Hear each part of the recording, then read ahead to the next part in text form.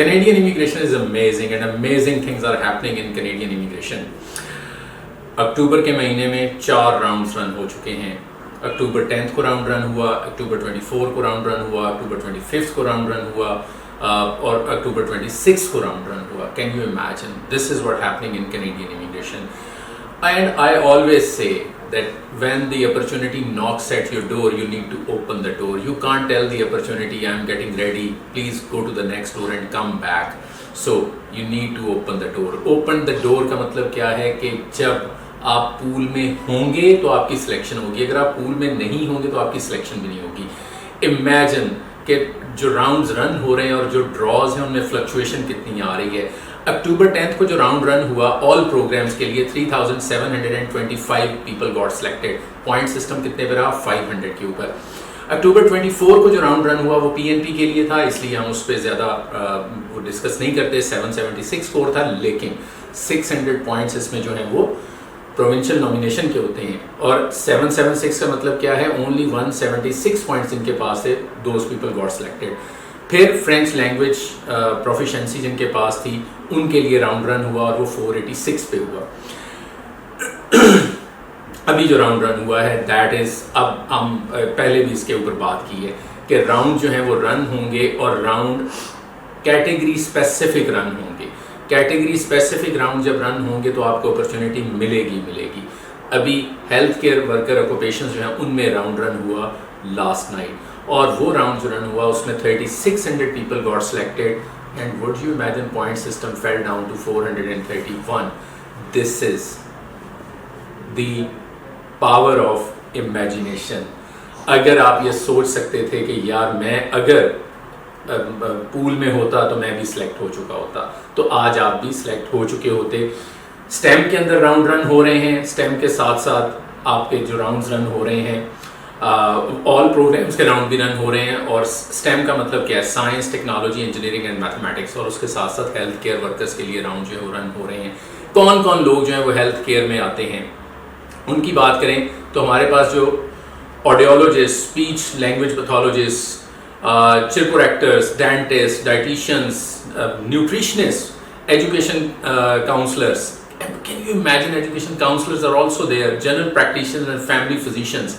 अच्छा, डॉक्टर्स वैसे नहीं जा सकते, नर्सेज वैसे नहीं जा सकती. दिस इज द प्रोग्राम जिसके अंदर जो है एक्सप्रेस एंट्री के अंदर उनको लाइसेंस की रिक्वायरमेंट नहीं है. एक्सप्रेस एंट्री जो है वो पॉइंट्स फोकस्ड है.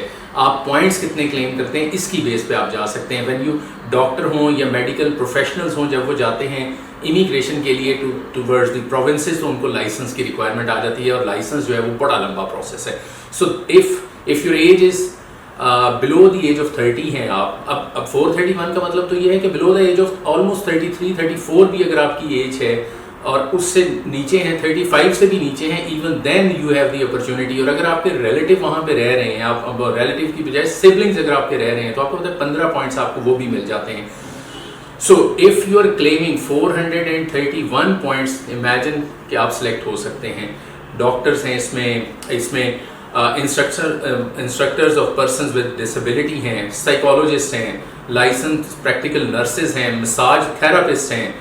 डीपीटीज के लिए इतनी बड़ी अपॉर्चुनिटी है कि वो कनाडा जा सकते हैं. इमेजिन डीपीटीज जो हैं उनको अपॉर्चुनिटी मिल रही है. Medical laboratory assistant and related technical occupations जो हैं, मेडिकल लेबॉर्टरी टेक्नोलॉजिस्ट हैं, मेडिकल रेडिएशन टेक्नोलॉजिस्ट हैं, मेडिकल सोनोग्राफर्स हैं, नर्स एड्स हैं, नर्स प्रैक्टिशनर्स हैं, नर्स कोऑर्डिनेटर्स हैं, सुपरवाइजर्स हैं, ऑक्यूपेशनल थेरापिस्ट हैं, ऑप्टोमेट्रिस्ट हैं, other assisting occupations in support of health services. Imagine वो लोग भी हैं, other assisting occupations in support of health services, ये लोग भी हैं इसके अंदर.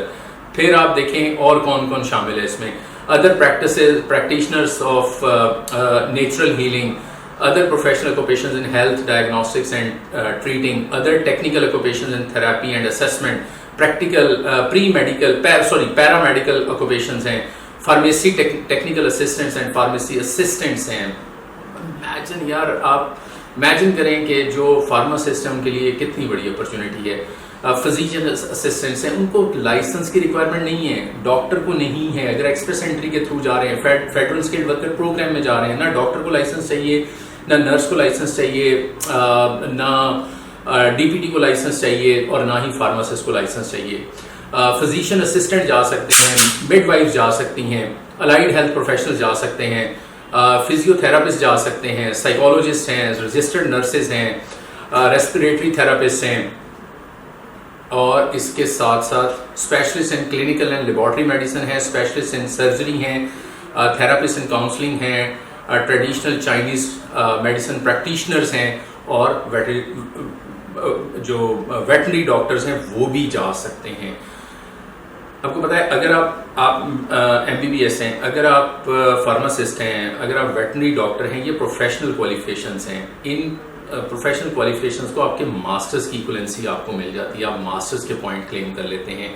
So if you have that and with 8777 band आपके पॉइंट्स जो हैं वो इतने अच्छे बन जाते हैं, और इसमें तो 431 तो बैचलर डिग्री वाले भी बन जाएंगे। 2 और मोर जिनके पास क्वालिफिकेशन है वो भी जा सकते हैं। आपने all you need to do is to adjust yourself in one of the occupation, ताकि आप उसमें निकल जाएं।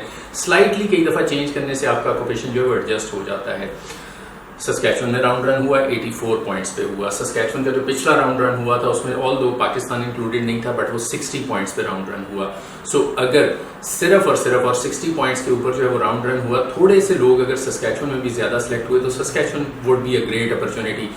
अगर यहाँ पे लोग निकलना स्टार्ट हो रहे हैं तो इसका मतलब क्या है? इसका मतलब यह है कि प्रोविंशियल नॉमिनेशन के ऊपर जो है वो प्रेशर कम होगा। जैसे ही उनके ऊपर प्रेशर कम होगा, आपकी सिलेक्शन के चांसेस डिफरेंट प्रोविंसेस के अंदर भी बढ़ जाएंगे। So this is an opportunity कि आप अपने कैनेडियन इमिग्रेशन, अगर Canada is your dream country, तो Canadian immigration is very much a possibility. किन के लिए? हेल्थ प्रोफेशंस के लिए, स्टेम ऑक्यूपेशंस के लिए, science, technology, engineering and mathematics occupations के लिए। All you need to do is to adjust your self.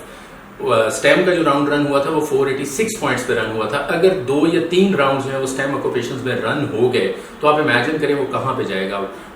It must come down to 450 455 की रेंज में उसको भी आना चाहिए। So this is the opportunity, आप अवेल करें।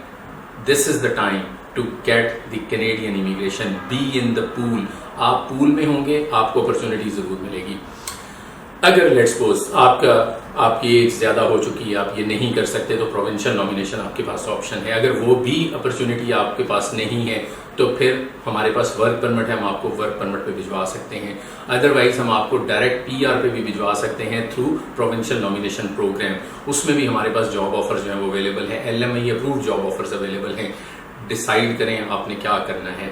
सो द मेल्टिंग इकोनॉमी ये हमें बार बार समझा रही है इन पाकिस्तान कि हमें कुछ और सोच लेना चाहिए। So if you are not having the opportunity here in Pakistan, your next dream destination could be Canada, it could be Australia, it could be USA, or it could be any other country, but try to grab the opportunity rather than blaming कि ऐसे ही है, शायद किस्मत ऐसी है, शायद मेरे साथ ऐसे हो रहा है। नहीं, ऐसे कुछ नहीं है। ये अपॉर्चुनिटीज जो है मौजूद है। और कैनेडियन इमिग्रेशन अगर हम फेडरल स्किल्ड वर्कर प्रोग्राम की बात करें तो it is matter of only 7-8 lakh रुपए की बात होती है, जिसमें आपकी इमिग्रेशन हो जाती है।